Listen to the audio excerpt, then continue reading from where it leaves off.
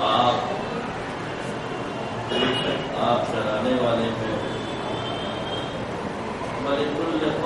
ہاتھ اور ہر ایک قوم کے لیے ایک ہادی ہوتا ہے۔ گرامی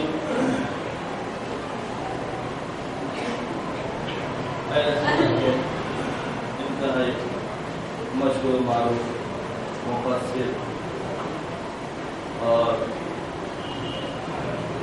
ان کے اعتبار سے مسئلہ امامت پر فائز امام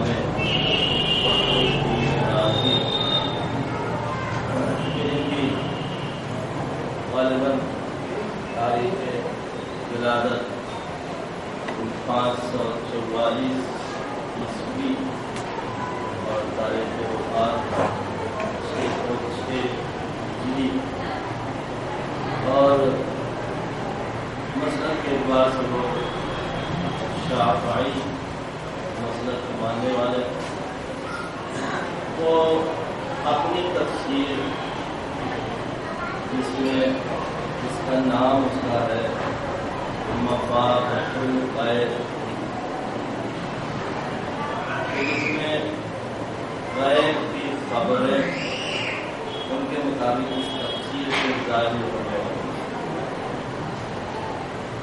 اس تفسیر میں انہوں نے اس آیت مبارکہ کے ضمن میں 3 قول رکھے ہیں۔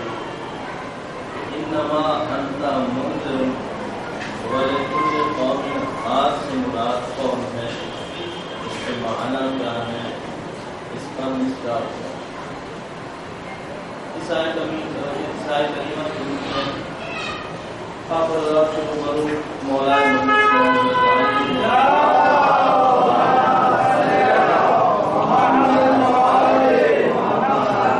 کہ معرفت کے طریقے کے سلسلے میں انشاءاللہ گفتگو آپ کے درمیان آج سے رہے گی۔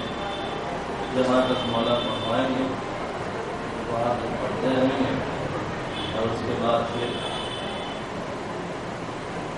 جیسا مرضی ہے۔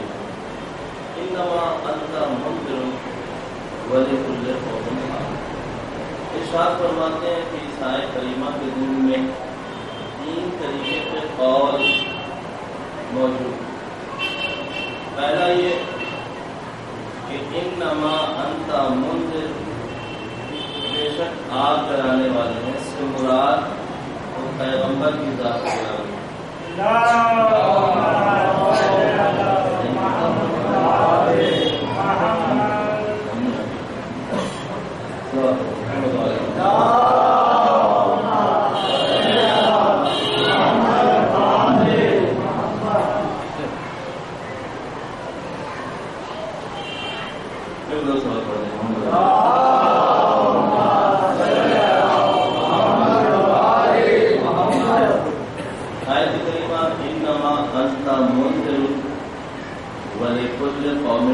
فرماتے ہیں کہ پہلا بات یہ ہے کہ اس آیت کریمہ میں منذر اور ڈرانے والے پیغمبر اکرم حضرت محمد مصطفیٰ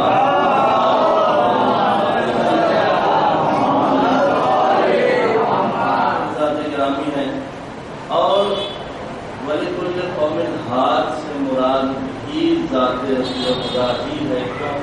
اس لیے اللہ نے 1,24,000 یا 23,999 انبیاء کو منذر یعنی ڈرانے والا بھی بنا کے بھیجا، اور ہدایت کرنے کے لیے یعنی ہدایت کرنے والا بھی بنا کے بھیجا۔ اس کے ساتھ پہلا قول یہ ہے کہ منذر خود ہی ذات رسول اکرم ہے اور ہادی بھی۔ دوسرا قول ارشاد فرماتے ہیں کہ انما انت منذر، منذر سے مراد ذات رسول خدا ہے، اور ولکل قوم ہاد، اور ہر ایک قوم کے لیے ہادی ایک رہنما ایک رہبر ہوتا ہے۔ اس سے مراد ذات پروردگار عالم ہے، اس لیے کہ اللہ کے صفات اور ناموں میں سے ایک نام ہے ہادی، الہادی، ہدایت کرنے والا۔ اس سے انہوں نے کہا کہ بعض افراد کی یہ کہنا ہے کہ منذر ڈرانے والے کو رسول خدا ہے، لیکن ہادی جو ہے وہ کون ہے؟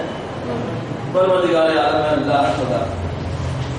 پھر تیسرا قول جو ابن عباس کے ذریعے سے نقل کرتے ہیں، وہ کہتے ہیں کہ ابن عباس نے کہا کہ انما انت منذر سے مراد جو ہے یہ رسول خدا ہے، وَلِكُلِّ قَوْمٍ ہاد اور ہدایت اور ہادی کا مصداق جو ہے مالک مولائے کائنات حضرت ابن ابی طالب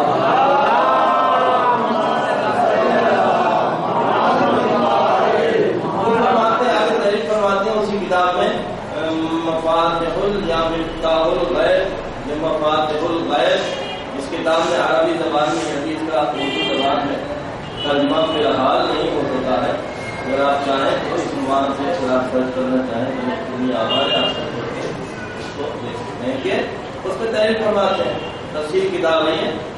جب ہم اس روایت کو اور آگے بڑھاتے ہیں کہ ابن عباس رسول خدا کے پاس حاضر تھے، رسول خدا نے اس آیت کی تلاوت کی، دو جز ہیں اس آیت کے، ایک انما انت منذر، دوسرا جو وَلِكُلِّ قَوْمٍ ہاد۔ پہلا جو ارشاد فرمایا اور ارشاد فرماتے ہوئے اپنے سینے میں رسول نے ہاتھ کر کے کہا انما انت منذر سے مراد میں رسول خدا ہوں، اس لیے میں ڈرانے والا ہوں۔ اس کے بعد اپنا ہاتھ مولائے کائنات کے کاندھے میں رکھا اور رکھنے کے بعد کہا وَلِكُلِّ قَوْمٍ ہاد، اور ہر قوم کی ہدایت کے لیے اللہ نے اپنی بارگاہ سے میرے بھائی علی کو ہادی بنایا ہے۔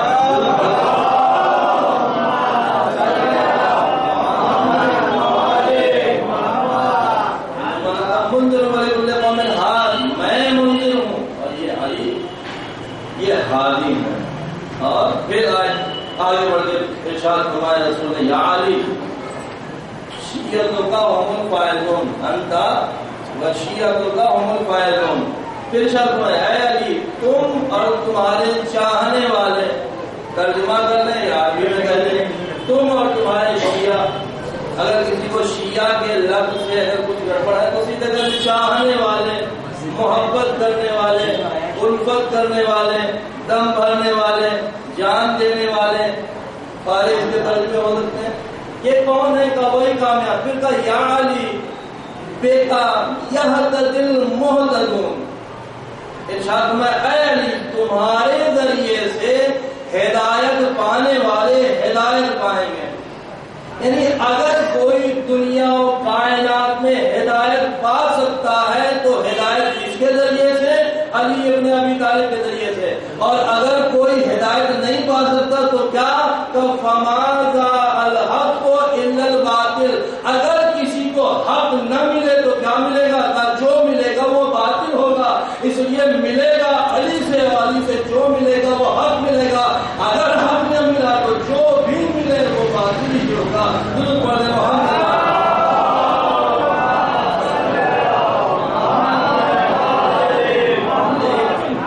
معرفت علی کو پہچاننا یہ آسان کام نہیں،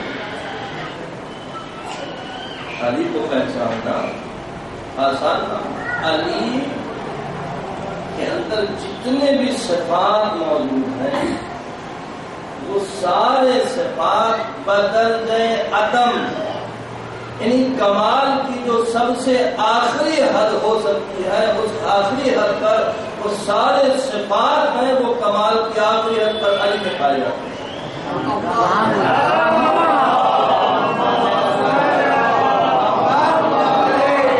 معرفت علی حاصل ہو تو کیسے ہو؟ پہچانے کون معرفت علی؟ اس لیے کہ جو صفات، جو کمالات، جو فضیلتیں، جو حکمتیں، جو مناقب، جو فضائل علی پائے جاتے ہیں وہ لامحدود ہیں، اور جو پہچاننے والا ہے اس کی صفت، اس کے صفات وہ سب محدود ہیں۔ عقل اس کی محدود ہے، فکر اس کی محدود ہے۔ ایک محدود لامحدود کو بھلا کیسے پہچان سکتا ہے؟ ایک محدود لامحدود کو کیسے پہچان سکتا ہے؟ وہ جو لامحدود ہے اس کی صفات آپ دیکھیں، دنیا و جہان میں آپ دیکھتے چلے جائیں۔ اب تو دنیا انسان کی مٹھی میں آ گئی، ہاتھ کے اندر بند ہے، چاہے جہاں چاہے جس سے بات کر سکتا ہے، آمنے سامنے بیٹھ کے بات کر سکتا ہے، چاہے دنیا و جہان کی خبریں جو ہے وہ انسان اپنے ہاتھ سے حاصل کر سکتا ہے۔ ہاتھ سے مراد ہے صاحبان عقل کا مجمع ہے، تو یہ نہیں کہا کہ ہاتھ کیسے پھیلا کہ اس میں بہت سارا کہ انسان اپنے ہاتھ سے جو ہے وہ سارے معلومات حاصل کر سکتا ہے۔ اب دنیا و جہان میں ترقی کرتے چلے جائیں، سارے کے سارے صفات دیکھتے چلے جائیں۔ دنیا میں اگر کوئی ڈاکٹر ہے تو وہ انجینئر نہیں ہو سکتا، اگر کوئی انجینئر ہے تو وہ پروفیسر نہیں ہو سکتا، اگر کوئی پروفیسر ہے اور ہزاروں افراد کو پڑھا رہا ہے، ٹیچنگ کر رہا ہے، تو وہ ایک جنرل اسٹور کا ماسٹر نہیں ہو سکتا۔ اگر کوئی انسان ایک بہترین بزنس مین ہے، کام کرنے والا ہے، وہ انسان میدان شجاع میں بہترین شجاع نہیں ہو سکتا۔ کیوں؟ کیا وجہ ہے؟ آپ دیکھیں وجہ کیا ہے، کیوں نہیں ہو سکتا؟ آپ دیکھیں کہ علوم ترقی کر رہے ہیں۔ پہلے جو علوم تھے کیا تھا، پہلے کیا تھا اور اب کیا؟ علوم جو پہلے تھے وہ بالکل ایک جگہ تھے، مکمل تھے، مثال ہوگا آپ کے سامنے۔ اب جو علوم ہیں وہ جدا ہو رہے ہیں، الگ الگ ہو رہے ہیں۔ کیسے؟ مثلا مثال لینے، عام مثال ہر ایک آدمی سمجھ جائے گا، ڈاکٹریٹ کی ڈاکٹریٹ ہو گیا، طب ہو گیا، انسان پڑھنے کے لیے نکلا پرانے زمانے، آج کل نہیں، اس زمانے اس نے مثلا محنت کی اور پڑھا، اور پڑھنے کے بعد اب وہ واپس آیا، جتنے سال میں اس نے پڑھا ہو پڑھائی پوری کی، واپس آیا پرانے زمانے میں، واپس آیا، آنے کے بعد اس نے ایک اپنی مطلب کھول لیا، یا کسی کہیں کلینک کھول لیا، یا اپنی دکان کھول کے بیٹھ گیا، جو بھی ورڈ بہتر لگے ان کے جاب کے اعتبار سے کھول کے بیٹھ گیا۔ کون ہے؟ طبیب ہے، ڈاکٹر ہے، حکیم ہے، کوئی بھی نام ہے، بیٹھے۔ آنے والا آیا مریض، اس نے کہا ڈاکٹر صاحب وہ میرے دانت میں درد ہے، دوا دے دی۔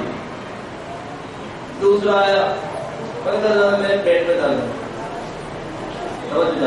دوا دے دی۔ کیوں نہیں ہم علی کو پہچان سکتے ہیں؟ کیا وجہ ہے؟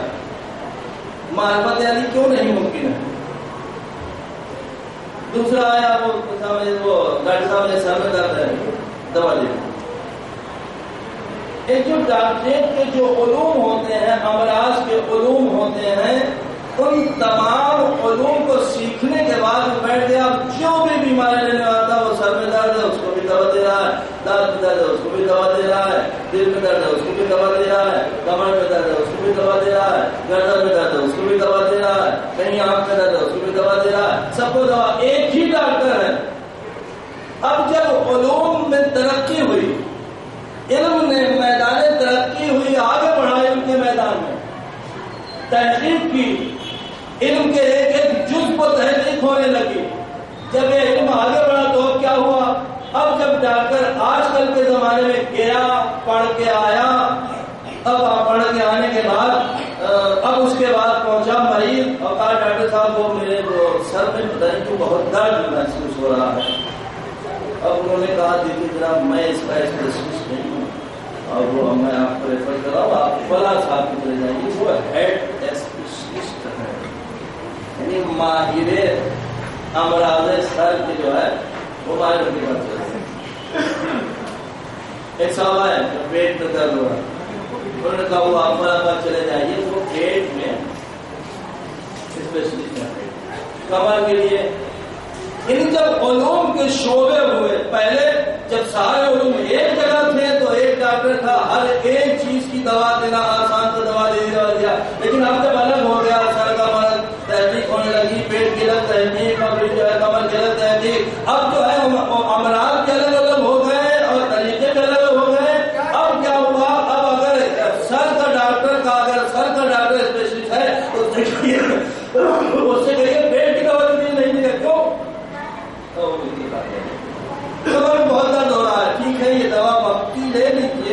سگنل وغیرہ، لیکن آپ فلاں کو ضرور دکھا لیجیے گا. کیوں؟ اس لیے کہ فلاں صاحب اس میں کیا ہے جی ماہر ہے، اسپیشلسٹ ہے اس میں. آج کل دنیا میں، آج کل پہلے آسان تھا صفات عالمی کو پہچاننا، آج کل مشکل ہے. کیوں؟ اس لیے پہلے ایک مرض جاننے والے اس کے تمام امراض کو ایک آدمی جانتا تھا، لیکن آج سر والا پیٹ والے کی خبر نہیں، سر والے پہ تو پیٹ کی خبر نہیں ہے، اس کو آنکھ کی خبر نہیں، اس کو دل کی خبر نہیں، اس کو گردے کی خبر نہیں ہے. کیوں؟ اس لیے اس نے علم پڑھا ہے. جب علم بڑھا ہے تو حدود پڑھنا چاہیے. جب علم بڑھا ہے تو دائرہ محدود ہو گیا. اب یہ بڑھا ہے، کیا پڑھنا ہے آپ کو؟ کہا جاتے ہیں دل میں پڑھنا ہے آپ کو. کہاں؟ دل میں بہت سی جگہ ہیں. کہاں جانا ہے؟ کمر میں جانا ہے، سر میں جانا ہے، گردن میں جانا ہے. کہاں جانا ہے؟ تو یہ گردن کے لیے تو اسی کے سارے امراض آپ پڑھ کے چلے جائیے. وہ جو بچہ اسپیشلسٹ ہے اس سے کہیے مجھے دوا دے دیجیے، پڑھے گا وہ بڑے کو نہیں دیکھے گا. چائلڈ اسپیشلسٹ جو ہے وہ بڑے کو نہیں دیکھے گا. کیوں نہیں دیکھے گا؟ یہ اسی مرض میں ماہر ہے، اسی مرض میں، اسی چائلڈ کے امراض تو اسی میں ماہر ہے. اس کے علاوہ پوچھیے آپ پلٹ کے اس سے کہ فلاں ایک ڈاکٹر جس نے پوری ڈاکٹر آج کل کے زمانے میں حاصل کی ہو، اس سے پوچھیے جا کے بھائی حساب کا کوئی سوال حل کر دو. مثلاً اس سے پوچھیے کہ جناب فقہ میں کتنے ابواب ہوتے ہیں. ایک طبیب سے، ایک ڈاکٹر سے آپ پوچھیے کہ فقہ میں کتنے ابواب ہوتے ہیں، مسائل میں کتنے باب ہوتے ہیں، علم کتنے طریقے کے ہوتے ہیں، تو شاید وہ جب بتا نہ پائے. کیوں نہ بتا پائے گا؟ اس لیے وہ کہے گا یہ میرا شعبہ نہیں ہے. یہ فقہ وغیرہ سب ان سے جا کے پوچھیے، مولویوں کا کام ہے. مولوی جا کے پوچھیے کہ سرکار آپ بتائیے کہ اگر میرے سر میں درد ہو جائے تو میں کیا دوا کھاؤں؟ وہ کہے گا میرا شعبہ نہیں، یہ ان کا شعبہ ہے.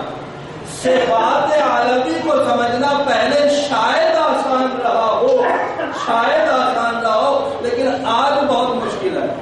آج کل کے زمانے میں تاریخ کی دنیا، ہسٹری کی دنیا لے لیجیے. پہلے تاریخ لکھنا بہت آسان تھا. تاریخ لکھنے والا تاریخ لکھنے بیٹھ گیا اور بادشاہ کی اس میں ہسٹری تاریخ ہے، اس میں جو ہے تاریخ فرشتہ آپ اٹھا لیجیے.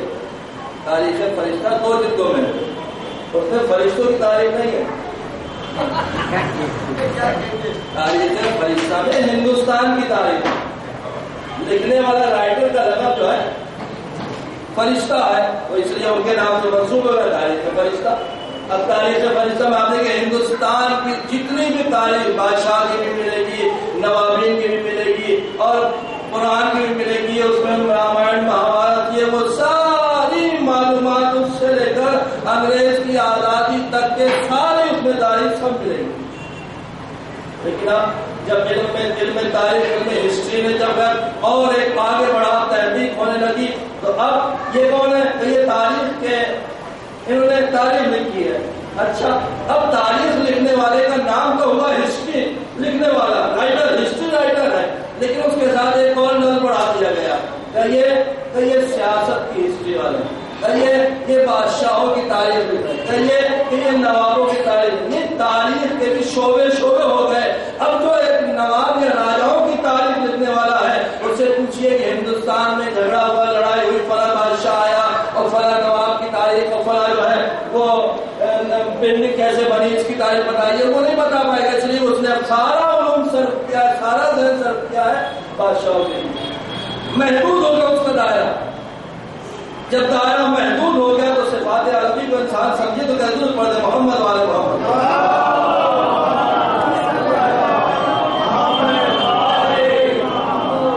مجھے سلوات سنائیے.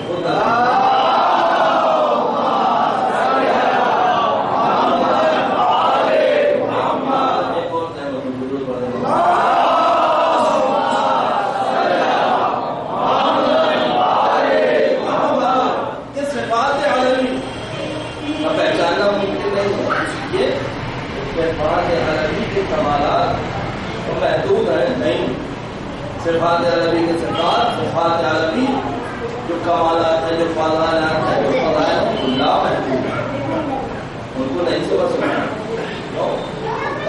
کیوں نہیں سمجھ سکتے؟ اس لیے کہ ہماری ذہن میں، ہماری فکروں میں وہ قوت پائی نہیں جاتی کہ جو صفات عالمی کو سمجھنے کے لیے چاہیے. اس لیے کہ صفات الہی کو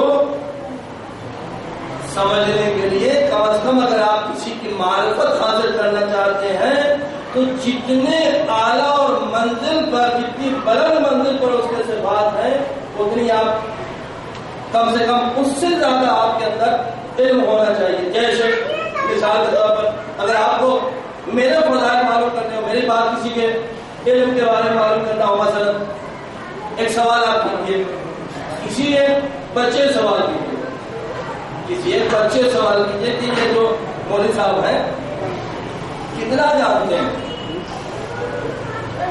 کتنا جانتے ہیں؟ جواب کیا ہوگا بچے کا؟ اتنے لمبے ہیں. بچہ تو بہت جانتے ہیں. ایک اگر آپ ترقی پڑھی ہو، ترقی میں ایک چھوٹا مول ہوتا ہے، ایک بڑا مول ہوتا ہے. بچہ بتایا گیا تو بڑا مول بہت جانتے ہیں، توجہ جانتے ہیں.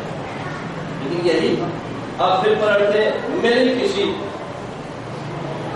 ہم عمر یا ہم کلاس سے پوچھیں کمال صاحب کتنا جانتے ہیں، وہ کیا کہے گا؟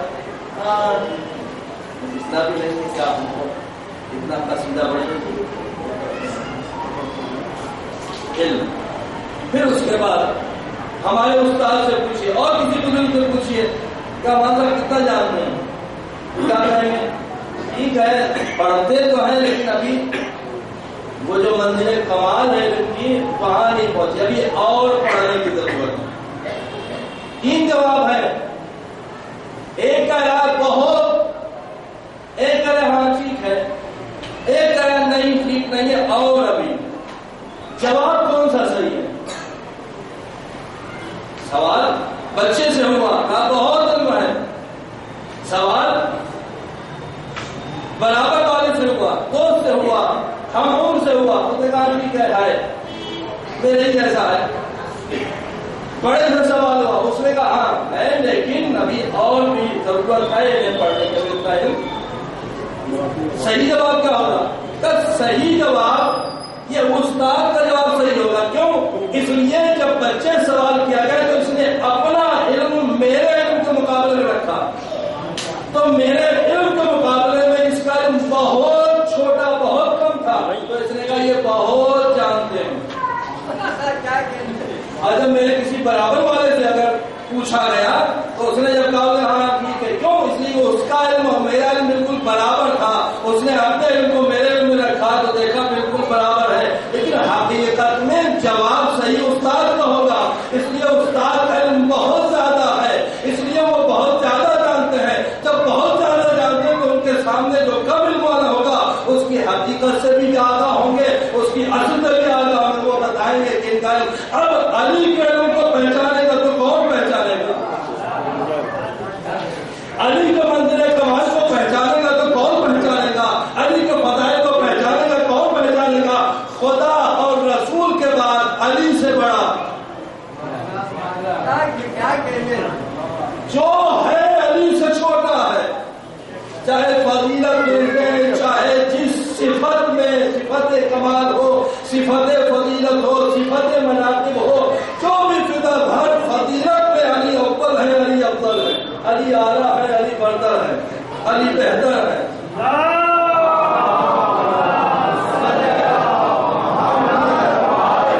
شاید یہی وجہ تھی کہ رسول خدا حضرت محمد مصطفیٰ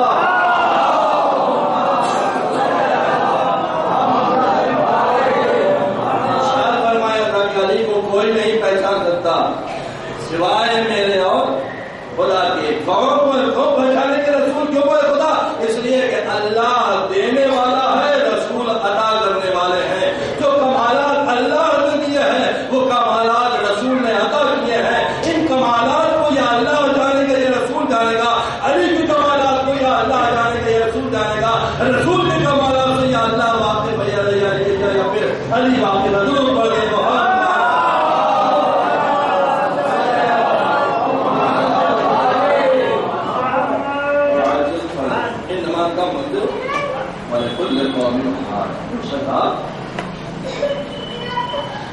علی بن ابی طالب کی ذات گرامی اپنے تو اپنے غیروں کی زبان کو کیا کہا ہے؟ عیسائی عالم، بلکہ اس سے بھی پہلے سقراط اور سقراط، ان کا نام آپ نے سنا ہوگا، ارسطو، انہوں نے جو ہے دور ارسطو انہوں نے کتاب لکھی، اور کتاب لکھنے کے بعد اپنی کتاب کو منسوخ کیا نام علی بن ابی طالب۔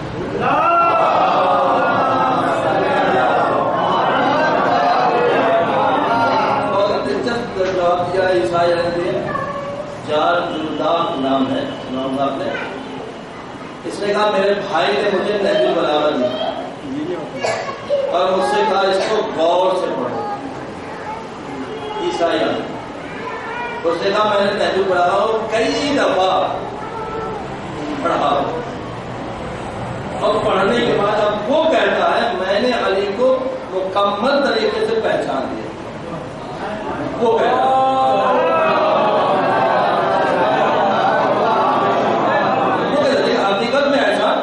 پاسبل نہیں ہے، لیکن وہ کہتا ہے میں نے جو ہے نہج البلاغہ پڑھ کے علی کو مکمل پہچان لیا، اور اس کے بعد پھر اس نے کتاب تحریر کی۔ یعنی علی ابن ابی طالب کے متعلق مختلف قسم کے موضوعات کی انسائکلوپیڈیا لکھی اس نے، علی اور نہج البلاغہ، علی اور سیاست، علی اور شجاع، علی اور کرم، علی اور رحم، علی اور خدا، علی اور عرب، علی اور مختلف قسم کے اس نے جب یہ لکھنے لگا اور یہ کتاب مشہور ہوئی تو وہ خود اپنی اسی کتاب میں لکھتا ہے اور کہتا ہے مجھ سے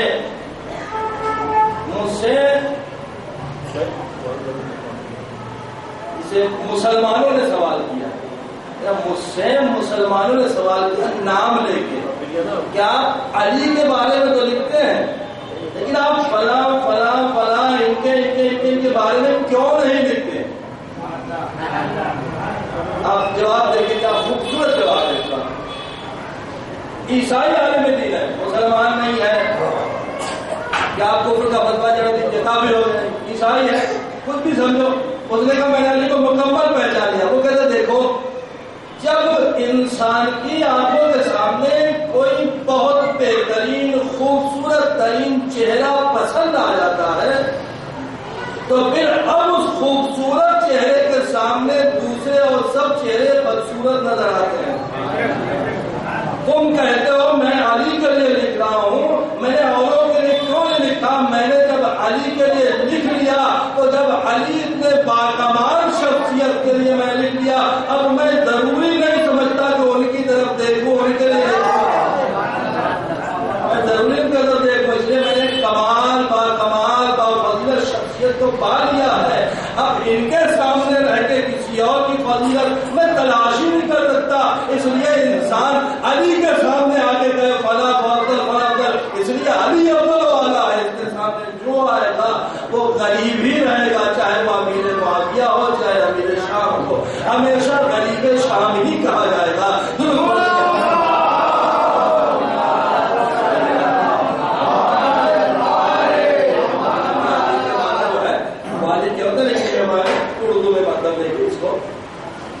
تو علی بن ابی طالب گرامی کو لکھا جائے گا۔ آگے بڑھا معاملہ، فضیلت علی میں کتاب لکھی انسائکلوپیڈیا مکمل طریقے سے، اور اس کے بعد پھر جب مرحلہ وفات شہادت علی بن ابی طالب قریب ہوا تو اس وقت سعصع بن سوحان، لوگ ہم سے کہتے ہیں کہ علی کو بڑھا دیتے ہیں، کہاں تک ہماری مجبوری ہے، ہم پڑھاتے ہیں، ہم کو جیسا ملا ہم بس ویسے کا اعلان کرتے ہیں، ہماری مجبوری، ہم کو جیسا ملا، بلکہ ہم نے جس پہ یقین کیا، حقیقت بھی جس پہ یقین کیا، اس نے ہمیں جس کو جیسا جو بتایا وہ ہم اسی کا اعلان کر رہے ہیں، ہم کچھ کرتے ہیں۔ اب یہ اعلان کسی کو برا لگے، بہرحال برا کیسے لگے؟ لیکن سبحان آئے تب جب 25 سال کے بعد حکومت جو ہے علی کے زیر قدم آئی تو مولا کے پاس آئے، سلام کیا اور کہا سرکار مبارک ہو، لیکن سرکار یہ مبارک میں آپ کو اس لیے نہیں دے رہا ہوں کہ حکومت آپ کو ملی۔ مولا نے کہا سرکار حکومت کی کیا حیثیت ہے کہ حکومت آپ کو عزت دے؟ سرکار یہ آپ کو مل گئی ہے تو نہ سمجھے کہ آپ کو کچھ مل گیا ہے، نہیں۔ خواجہ بن سبحان بہترین راوی، معتبر ترین راوی، تو کہے سرکار حکومت اور خلافت نے آپ کو مزین نہیں کیا ہے، بلکہ آپ کے ذریعے سے حکومت اور خلافت میں خوبصورتی پیدا ہو گئی ہے، زینت ہوئی ہے، مزین ہو گئی ہے خلافت۔ سرکار مولا کے سامنے کہ سرکار 25 سال تک خلافت آپ کے پاس نہیں تھی، تب بھی علی رہا، 4 سال حکومت رہی تب بھی علی رہا، نہ حکومت نہ رہنے سے علی نہ بدلا اور نہ حکومت رہنے سے علی نہ بدلا۔ علی جب بھی علی تھا جب حکومت تھی، علی آج بھی علی ہے جب حکومت نہیں ہے، حکومت ہے تب بھی علی ہے، حکومت نہیں ہے تب بھی علی ہے۔ درود پڑھتے محمد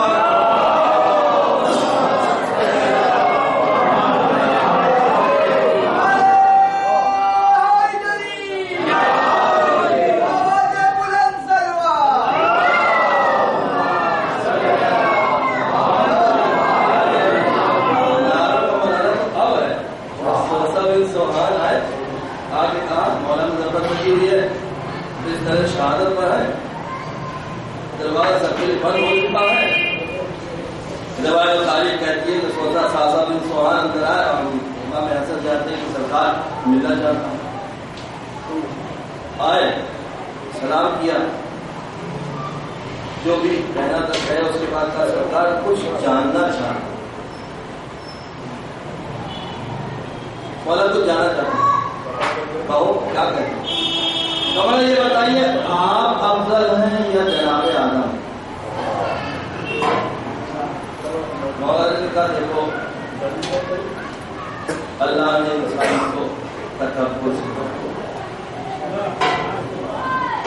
اور فخر و مباحث سے، اللہ نے یہ نہیں کہا کہ اللہ نے تمہیں کوئی نعمت دی ہے اس کا شکریہ ادا کرو، نعمت کا شکریہ یہ ہے کہ اس کا اظہار کرو۔ اب اگر آپ کو 1 لاکھ روپے کہیں سے مل رہے ہیں، 10 لاکھ 20 لاکھ روپے مل رہے ہیں، آپ کی حیثیت تھوڑی ہو گئی ہے، ایسا نہیں کہ آپ پھٹے پرانے کا کپڑے وپڑے پہن کے کہیں گے نہیں، آپ کو اللہ نے دیا ہے تو آپ اپنی اسٹیٹس کے مطابق گاڑی بھی لیجیے اور یہ بھی لیجیے، اگر روڈ پہ ہوائی جہاز چلے آپ کی حیثیت کے مطابق، تو یہ اظہار تشکر ہے۔ یہ تو میرا ایک فلم کا پریکٹس میں کھائی جملہ محترم تھا۔ اب اس کے بعد انہوں نے کہا کہ اللہ نے کہا شکریہ ادا کرو سے بات تھا، تو میں غرور کی وجہ سے نہیں بتا رہا ہوں، شکر پروردگار کی وجہ سے بتا رہا ہوں۔ اچھا سرکار بتائیے آپ افضل ہیں یا جناب آدم؟ آدم مجھ سے کیسے افضل ہو سکتے ہیں جبکہ جناب آدم کو اللہ نے اول مخلوق بنایا، اللہ نے صفی اللہ بنایا، اللہ نے جناب آدم کو مسجود ملائکہ بنایا، اللہ نے آدم کو جنت میں جگہ دی، جنت میں جگہ دینے کے بعد اللہ نے منع کر دیا، دیکھو اس درخت کے پاس نہ جانا، منع کرنے کے باوجود انہوں نے کھایا۔ آدم میرے جیسے کیسے ہو سکتے ہیں؟ اللہ نے مجھے منع نہیں کیا، اس کے باوجود میں نے زندگی بھر کبھی گیہوں کو ہاتھ نہیں لگایا۔ سرکار آپ افضل نہیں جناب نوح مجھ سے کیسے افضل ہو سکتے ہیں؟ جبکہ نوح نے 950 سال تبلیغ کی اور تبلیغ مسلسل کرنے کے بعد جب تبلیغ سے تھک گئے تو بد دعا کے لیے ہاتھ اٹھا دیا، پروردگارا یہ کافرین ہیں، انہیں دنیا سے مٹا دے، ختم کر دے۔ 950 سال کی زندگی ملی، پوری زندگی تبلیغ کرتے رہے، جب آخری عمر آیا تھک کے بد دعا کے لیے ہاتھ اٹھا دیا، لیکن میں علی بن ابی طالب مسلسل تبلیغ کرتا رہا، اپنی پوری زندگی تبلیغ کرتا رہا، ضرورت بھی کھانے کے سبھی بد دعا کے لیے علی نے نوح مجھ سے کیسے افضل ہو سکتے ہیں؟ ہدایت کی طوفان آئے، کشتی میں سوار ہوئے، ایک بیٹا اللہ نے دیا، راہ راست پہ نہ لا سکے، مجھے اللہ نے 2 بیٹے دیے، دونوں بیٹے جنت کے جوانوں کے سردار۔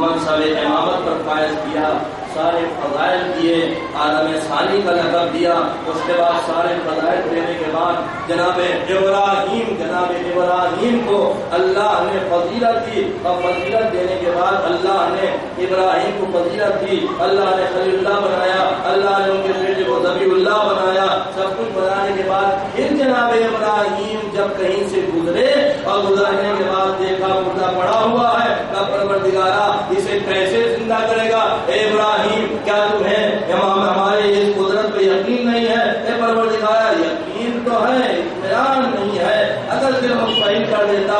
کہا ابراہیم اتنے تمام دیکھنے کے بعد اس کے بعد بھی دل مطمئن نہیں ہوا، لیکن میں علی ابن ابی طالب منبر کوفہ پہ اعلان کرتا ہوں، اعلان کرتا ہوں کہ اگر میرے سامنے پردہ آئے غیبت کو ہٹا دیا جائے، اگر ان غیبت پہ پردہ ہٹا جائے تب بھی علی کے یقین میں ذرہ برابر بھی فرق نہیں آنے والا ہے۔ درود پڑھنے کو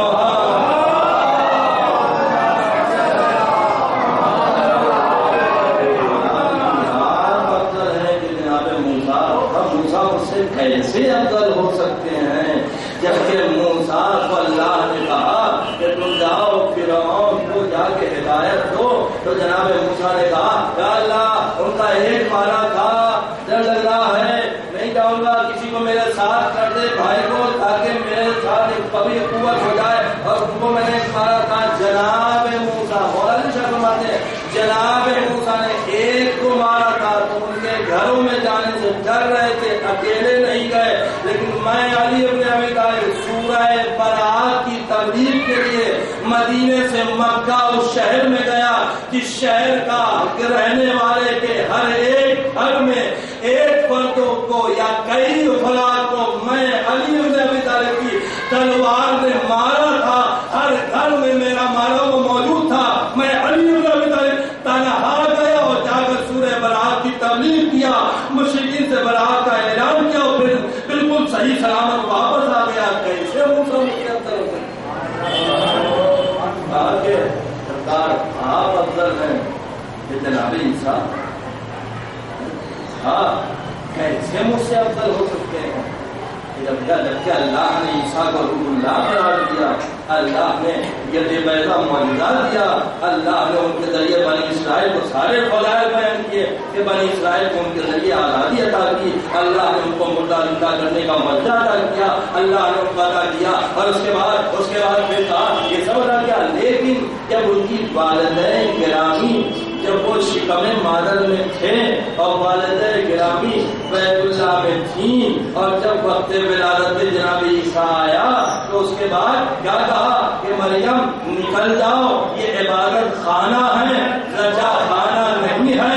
لیکن جب میری ماں کو درد محسوس ہوا تو اللہ نے گھر سے بلایا کہ آؤ آؤ ہمارے گھر میں آؤ، اور جب در پہ آئی کہ پروردگار کدھر سے آؤ، کہ ہمارا مہمان ہے، یہ عام لوگوں کا رکھتا ہے، چونکہ حیدر ہے لہذا اس کے لیے نیا گھر بنایا جائے گا، اس کے لیے نئے گھر سے آؤ۔ تو علی بن ابی طالب اس وقت اسی لیے تو رسول خدا نے ارشاد فرمایا اگر تم آدم کا علم دیکھنا چاہتے ہو، نوح کا صبر دیکھنا چاہتے ہو، عیسیٰ کا معجزہ دیکھنا چاہتے ہو، ابھی ابراہیم کی قدرت دیکھنا چاہتے ہو، موسیٰ کی ہیبت دیکھنا چاہتے ہو، تو تم آؤ علی بن ابی طالب کو دیکھو۔ کہنے کا مطلب یہ ہے اگر تم دیکھنا چاہتے ہو آدم اپنے علم میں کیسے تھے، علی کو دیکھو۔ اگر تم دیکھنا چاہتے ہو نوح اپنے صبر میں کیسے تھے، علی کو دیکھو۔ تم دیکھنا چاہتے ہو عیسیٰ اپنی ہیبت میں کیسے تھے، علی کو دیکھو۔ تم دیکھنا چاہتے ہو یوسف اپنے حسن میں کیسے تھے،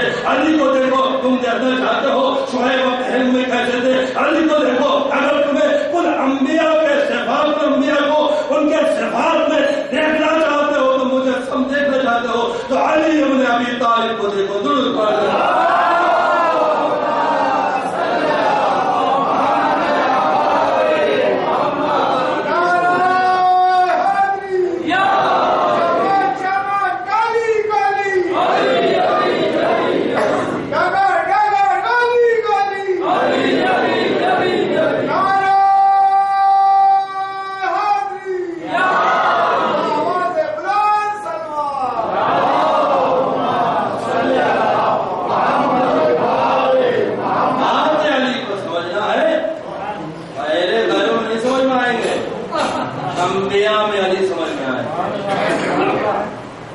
انبیاء میں فرشتوں میں نہ مقابلہ کرنا فرشتوں سے بھی علی کا، اس لیے وہاں بھی علی کے سامنے دانو ادب طے کر کے فرشتے علی سے علم حاصل کرتے ہیں، فرشتے علی سے۔ اسی لیے تو دیکھنے والے جب علی کو دیکھا تو پھر پلٹ کے کہا یا علی کانتا، علی آپ کیسے ہیں، آپ کیسے ہیں؟ رب کو فی ہے فی کا تجلا وظہر، یا علی انت کیف بشر، علی ایک بشر ہے، تم کیسا بشر ہے؟ یا علی علی ایک بشر ہے لیکن کیسا بشر ہے کہ صفات خدا اس میں اظہر اور اعلیٰ اور اتم طریقے سے موجود ہے۔ یہ ظہور صفات پروردگار علی بن ابی طالب کی ذات گرامی ہے۔ درود پڑھتے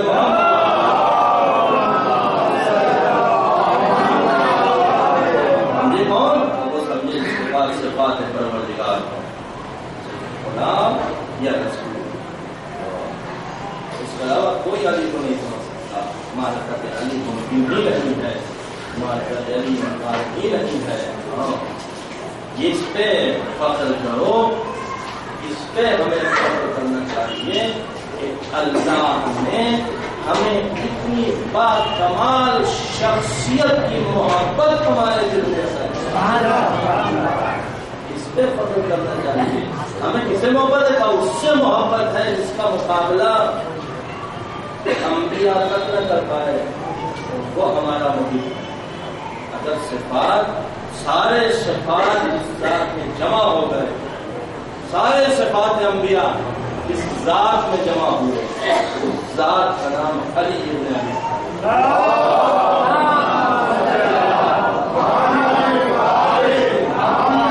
اب ساری محنتیں جس کے دم سے بچی ہیں اس ذات کا نام ہے حسین۔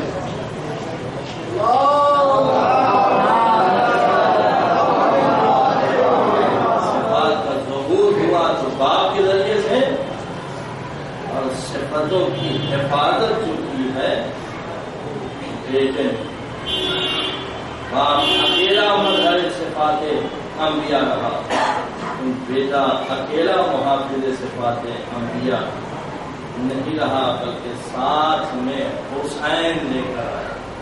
حسین اپنے ساتھ حسین لے حسین اکیلے نہیں آئے تھے میدان کربلا میں حسین کو لے کے آئے تھے اصغر حسین اکبر حسین عباس حسین حبیب حسین ہے مسلم حسین ہے جون حسین ہے زہیرین حسین ہے بچے نہیں عورتیں بھی زینب حسین ام کلثوم حسین رباب حسین اس لیے عزم حسین مقصد حسین یہ ہے کہ یزید کی بیعت نہیں ہونی حسین اور آل حسین نے سر کٹا دیا انصار اور اصحاب نے لیکن کسی نے پلٹ دی کا مولا اب پیاس برداشت ہوئی آپ بیعت کر لی کیوں نہیں کہا اس لیے کہ ہر ایک حسین اس لیے ہر ایک حسین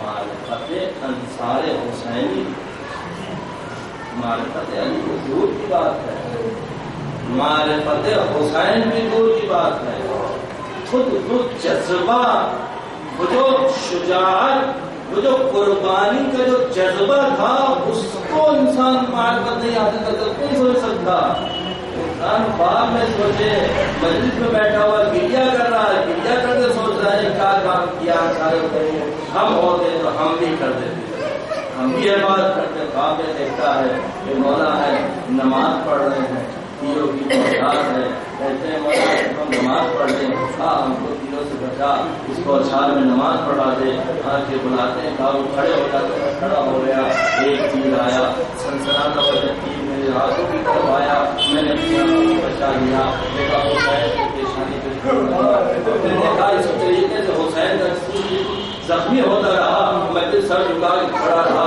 ہمارے حسین آہستہ سے قریب آئے کہا ایک حدیث سے مقابلہ کرنا لیکن میرے انصار سے کبھی مقابلہ کیا ہے اصحاب حسین کیا ہے انصار معرفت ہی ممکن نہیں ہے وہ جذبے کی جو قربانی کا جذبہ ان کے درمیان تھا انسان گرتا ہے اس گرتے ہوئے اپنے ہاتھوں کو ٹیک لیتا ہے اگر کوئی چیز پتھر آ رہا ہو تو آنے کے لیے فوراً اس کے ہاتھ پڑ جاتے ہیں کیا جذبہ تھا ان انصار حسین کا کہ حسین کے سامنے کھڑے تھے تیر سامنے سے آ رہے تھے لیکن چہرہ نہیں ہٹ رہا تھا چہرہ نہیں ہٹا تیر لگ رہے ہیں سینے پہ لگ رہے ہیں ہاتھوں پہ لگ رہے ہیں اور پھر گرنے کے بعد یہ فخر نہیں کیا میں نے حسین کی مدد کی میں حسین کے منہ میں نے بتایا حسین کو جب گرے ہیں تو سوال کیا ہے مولا کیا آپ راضی ہو گئے مولا کیا آپ ہم سے راضی ہو گئے ہیں یہ بات اتنا جذبہ قربانی کا ہے مولا آپ راضی ہوتا ہے مولا نے سند کی میں راضی ہو گیا میرا خدا راضی ہو گیا اب پوچھنے والے نے جب یہ پوچھا ہے کہ چار کچھ وصیت گھر والوں کے لیے ہے آخری وقت میں انسان کو اپنی بیوی یاد آتی ہے اپنے بچے یاد آتے ہیں لیکن وہ جذبہ ہے کہ وہ قربانی کا جذبہ حسین کے لیے قربان ہو رہا ہے ہر ایک حسین ہی ہے تو بیوی کو بھی محبت ہٹی بیٹی محبت ہٹی سامنے حسین ہے اوصیکم بہذا المظلوم اوصیکم بہذا الشاہ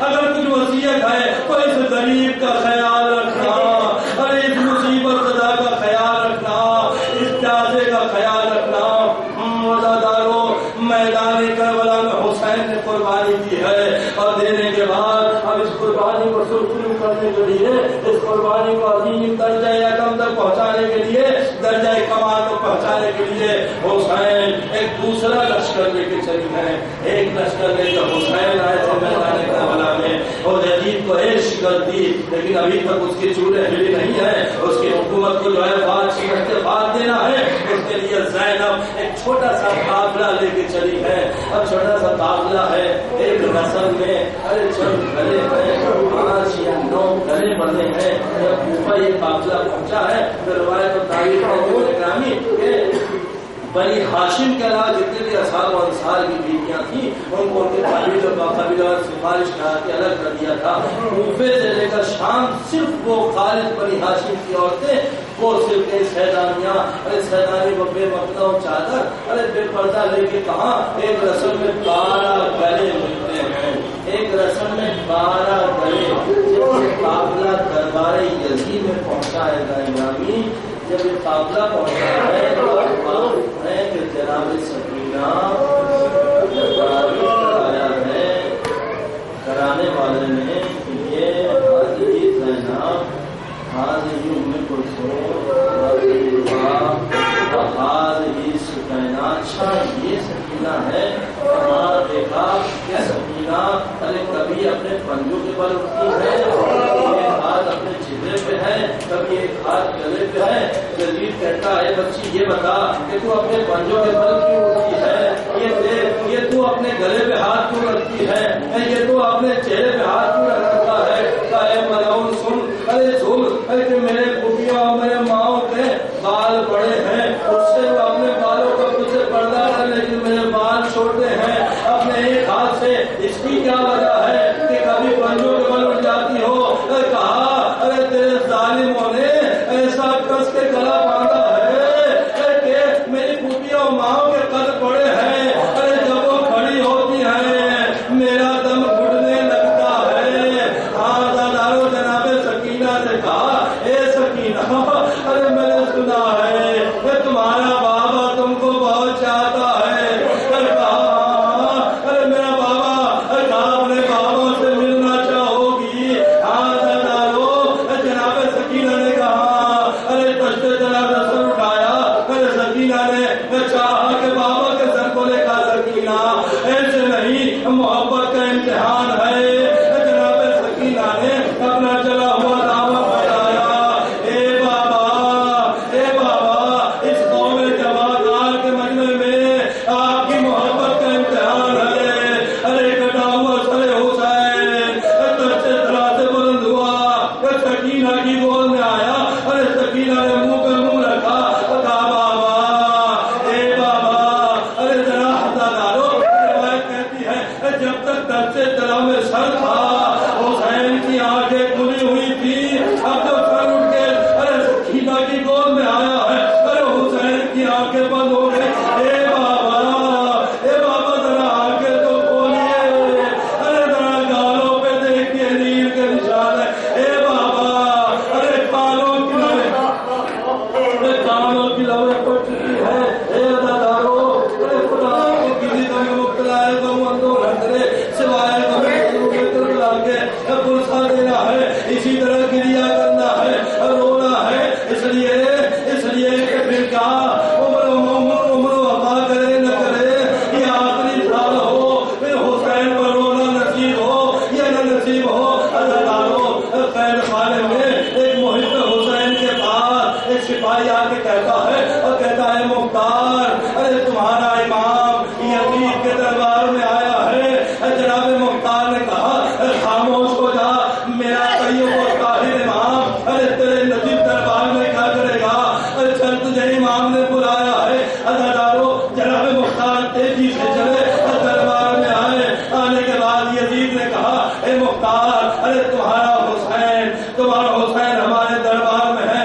پھر ڈبٹ کے کہا ارے کیا بات کرتا ہے, میرا طیب و طاہر میرا پاک و پاکیزہ امام ارے تیرے نجیب دربار میں دیکھنا چاہتا ہے اپنے امام کو.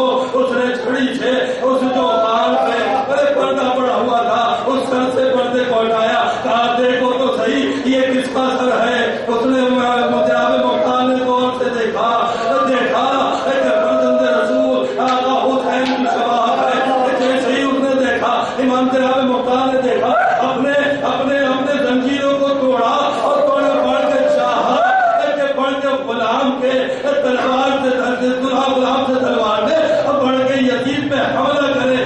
جیسے ہی قدم آگے بڑھایا ویسے ہی زنجیر کی دھڑکار ایک ہلکی آواز مختار اے مختار ذرا ٹہل جاؤ.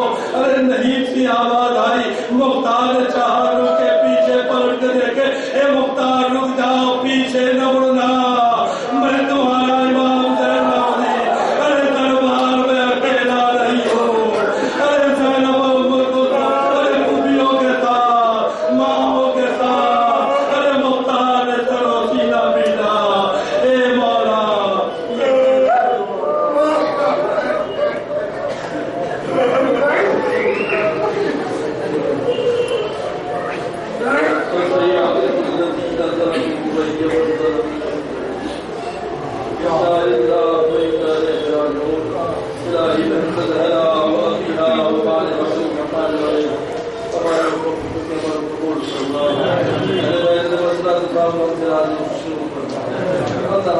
تعلیم کے ہر ایک کی جائے حالات پوری فرما ہمارے کبھی اور معاف فرما ہمارے روز ہائے مقدسات کی حفاظت فرما ہمارے آرام کی حفاظت فرما دین و ایمان کی حفاظت فرما تمام دشمن اسلام کے نیچے نابود فرما ہمارے معاف فرما قدم اسلام قبول فرما قدم اتفاق قبول فرما خدا تعالی غائب میں سارے فوجی خانے کا بازار میں علماء کو عطا فرما جب تک خانے کا بازار میں علماء کو عطا فرما بہت سے فوجی خانے کا بازار میں علماء کو عطا فرما امام کو قبول تعلیم فرما ہم سب کو پیار اور شمار فرما